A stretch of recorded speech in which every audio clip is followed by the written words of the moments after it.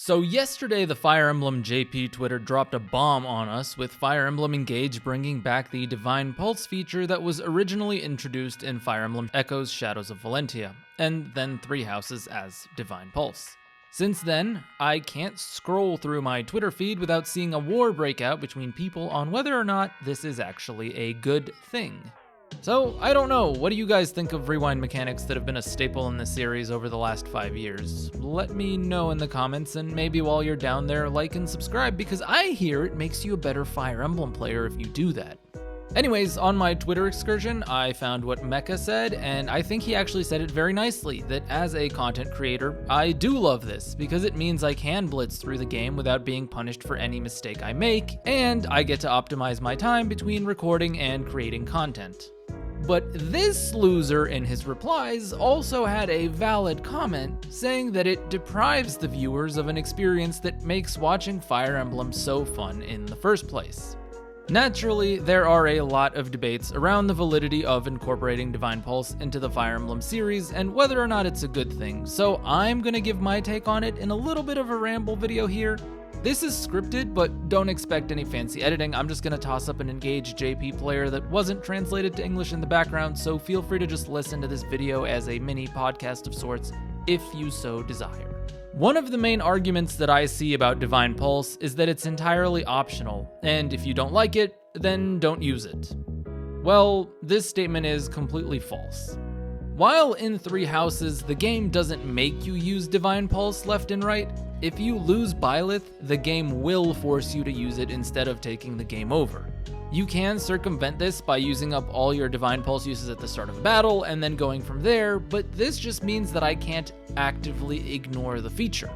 It's going to be intrusive and it's going to be present in every single battle of every single playthrough, and going out of my way to ignore it makes things tedious. What I would like to see is a simple toggle in the options menu that allows you to turn it off and play a more quote-unquote classic style of Fire Emblem. This is really easy to program, and I don't see why they can't implement it. Another one of the main reasons for people being upset about this edition is that there are claims that the entire gameplay is balanced around Divine Pulse.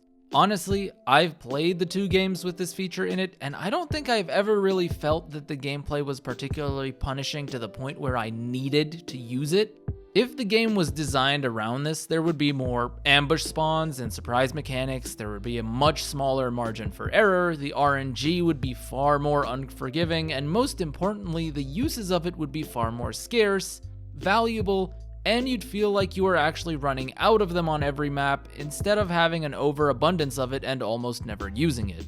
To me, it feels like more of a quality of life feature for people who don't want to feel like they're wasting their time, especially in a game like Three Houses with 4 different routes, all of which share the same first half of the game that everyone got so tired of replaying anyways.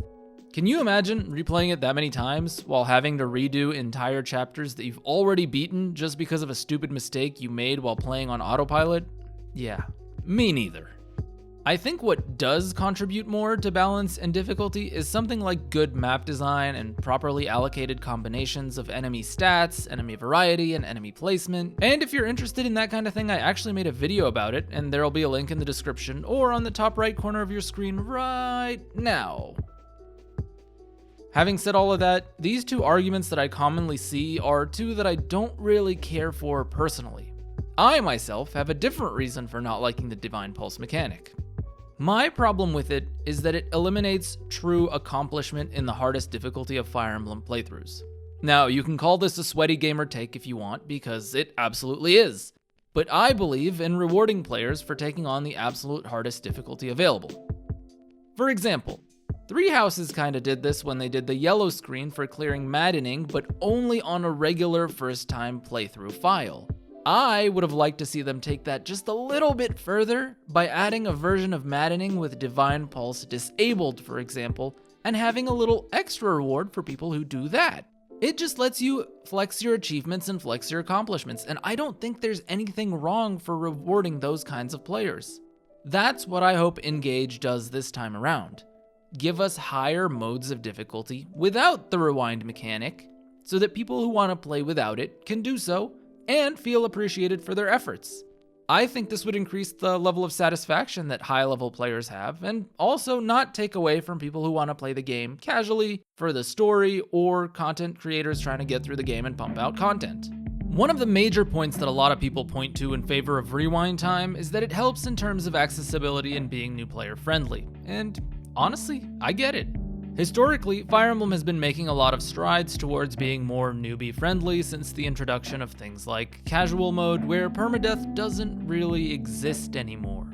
This, in and of itself, continues to cause a lot of debate in the community to this day, but that's a video for another day and another time. The nice thing about the introduction of that is that you get to choose which mode you want to play on and go forward with it. So you either pick casual or you pick classic. Divine Pulse was introduced after that as yet another crutch to save time, but what I think the problem with that is that you're not punished for using it in the slightest. With casual mode, at least you lost access to that character and any experience you could have gained with them until the end of the chapter was gone. But with Divine Pulse, you just rewind without any repercussions. I think having a drawback to it, or at least a drawback at higher difficulties, could be a neat inclusion, while preserving the added quality of life and accessibility it gives to new players. I really do understand, and I honestly do agree with the accessibility argument as a whole, but why not have our cake and let the veterans and hardcore fans of the series have a slice too? In terms of long-term replayability, I think Fire Emblem benefits greatly from having a maximum suffering mode for players who just want to watch the world burn, like me. I enjoy watching high difficulty streams or videos, and the reactions of pure despair and frustration from people who do that are honestly very high entertainment value. So I really hope to be able to have that kind of experience with Engage, because for some reason, I'm really excited about this game and I can't really tell you why. I think it probably has to do with the fact that they've marketed this game so well that the hype keeps building. And the level of polish of this game feels like it's on another level from most of the FE games that we've played so far. The music, the animations, and even some of the gameplay looks fantastic. It's a shame to let this small mechanic take away from a lot of the good stuff that they've done with the game so far.